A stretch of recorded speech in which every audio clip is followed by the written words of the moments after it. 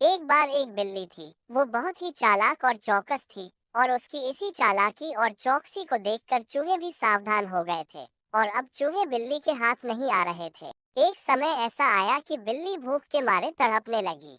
एक भी चूहा उसके हाथ नहीं आता था क्योंकि वो उसकी आहट सुनते ही तेजी से अपने बिल में छुप जाते थे। भूख से बचने के लिए बिल्ली योजना बनाने लगी। तभी उसके दिमाग में कुछ आया और वो एक टेबल पर उल्टी लेट गई।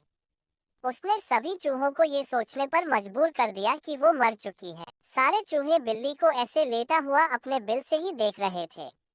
उन्हें पता था कि बिल्ली बहुत चालाक है, इसलिए उनमें से कोई भी चूहा अपने बिल से बाहर नहीं आया।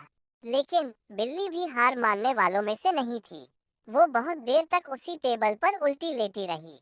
धीरे धीरे चूहों को लगने लगा कि बिल्ली मर चुकी है। वो जश्न मनाते हुए अपने बिल से निकलने लगे। चूहे जैसे ही बिल्ली की टेबल के पास पहुंचे, उसने उछलकर दो चूहे पकड़ लिए।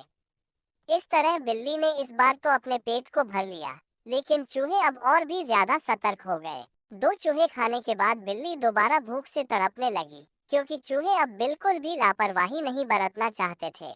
इस बार पेट भरने के लिए एक बार फिर बिल्ली को योजना बनानी थी। लेकिन इस बार छोटी योजना काम नहीं आने वाली थी। इसलिए बिल्ली ने अब खुद को पूरे आटे से ढक लिया। चूहों ने सोचा कि वो आटा है और उसे खाने के लिए आ गए। लेकिन एक बूढ़े चूहे ने उन्हें रोक दिया। उसने ध्यान से आटा देखा तो उसे उसमें बिल्ली का आकार दिखने लगा। तभी बूढ़े चूहे ने हल्ला मचाना शुरू किया। उसने कहा, सब अपने बिल में चले जाओ, यहाँ आटे में बिल्ली छुपी है।